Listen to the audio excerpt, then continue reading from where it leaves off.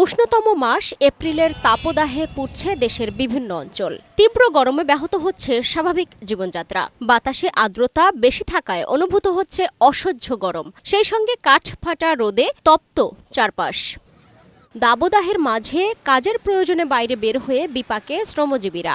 অনেক ফাঁকা জায়গা আছে যেখানে যদি সত্যিকার অর্থে বৃক্ষরোপণ করা যায় এই গরমটা কিন্তু কম। জনবহুল গাড়ি ঘোড়া সব মিলায় ওভারঅল একটু গরমটা বেশি অসহায় খেটে খাওয়া মানুষ। জীবিকার তাগিদে মাথার ঘাম পায়ে ফেলে ছুটছেন অনেকেই। বেশি গরম লাগলে একটু ছায়ার দিকে যাই মনে করেন তারাই আবার একটু রেস্ট নেই, পানি টানি খাই আবার যাই। গরম যতদিন লাগুক সংসার চালাতেই হবে, রিক্সা চালাতেই হবে। তবে রোববার থেকে তাপপ্রবাহ কমে আসার কথা বলছে আবহাওয়া অফিস। বৃষ্টি হতে পারে দেশের কোনো কোনো অঞ্চলে। মৃদু থেকে মাঝারি ধরনের হিট ওয়েভ আমরা আসলে গত কয়েকদিন ধরে দেখছি।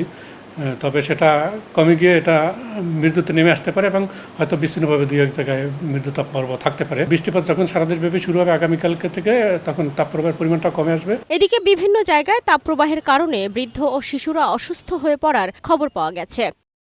সালমা জাহান মুক্তা, বৈশাখী সংবাদ, ঢাকা।